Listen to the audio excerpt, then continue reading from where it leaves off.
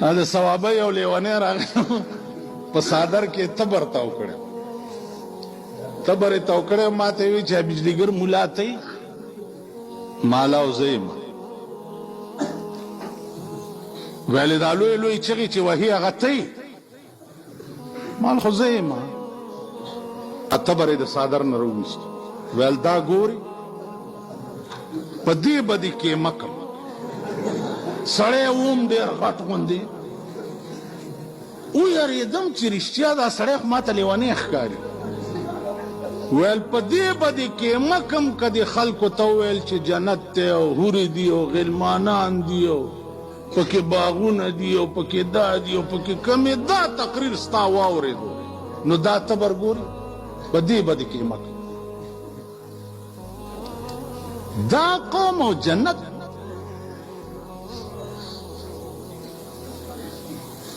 جنت نوم وانه جنت میں ٹکڑے ٹکڑے